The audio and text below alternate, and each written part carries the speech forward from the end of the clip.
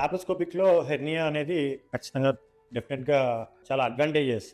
ఎందుకంటే మనకి ఆ కోతలనేవి చాలా చిన్నగుంటాయి. ఇప్పుడు మీరు ఇన్‌స్ట్రుమెంట్స్ అవి కూడా అడ్వాన్స్ టెక్నాలజీస్ కాబట్టి లాప్రోస్కోపిక్‌లో మనం చాలా ఈజీగా చేసేయొచ్చు. సో, ఈ టెక్నాలజీ ఎట్లయితే మనకి ఇంప్రూవ్ అయితూ వచ్చిందో, అదే విధంగా పేషెంట్‌కి పోస్ట్ ఆపరేటివ్ పెయిన్ గాని, పోస్ట్ ఆపరేటివ్ రికవరీ గాని, మళ్ళీ హెర్నియా రికరెన్సెస్ కానీ, ఈ కాంప్లికేషన్స్ కానీ ఇవన్నీ చాలా తగ్గిపోతూ వచ్చాయి. ఎందుకంటే ఇదంతా టెక్నాలజీ యొక్క అడ్వాన్స్‌మెంట్స్ బట్టి మనకు ఈ అడ్వాంటేజెస్ అన్ని దొరికాయి.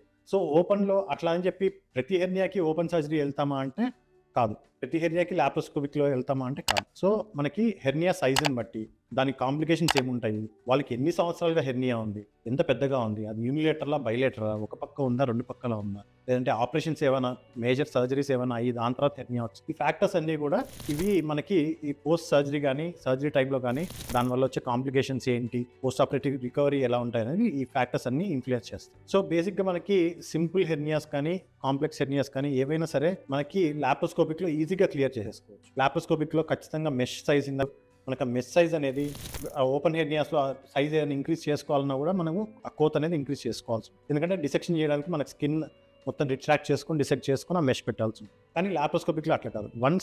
ఒకసారి ఆ పోర్ట్ 1 సెంటీమీటర్ 10 ఎంఎం పోర్ట్ గనక లోపలికి పెట్టి, కెమెరా లోపలికి పెట్టి చూస్తే మనకు క్లియర్‌గా అర్థమైపోతుంది. ఏం ప్రాబ్లమ్ ఉంది, ఆ ప్రాబ్లమ్ ఎట్లా డీల్ చేయాలి.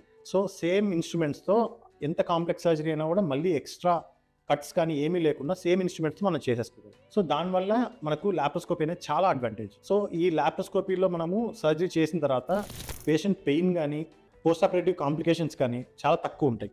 సో, లాప్రోస్కోపిక్‌లో ఈ అడ్వాంటేజెస్ ఉండడం వల్ల ఎటువంటి సర్జరీ అయినా, హెర్నియా సర్జరీ అయినా సరే ఇప్పుడు లాప్రోస్కోపిక్‌లో చేయడం స్టార్ట్ చేశాం. సో, దీనికి డెఫినిట్‌గా ఓపెన్ సర్జరీ కంటే లాప్రోస్కోపిక్ సర్జరీ ద్వారా చేయడం వల్ల మనకు అడ్వాంటేజెస్ ఎక్కువుంటాయి.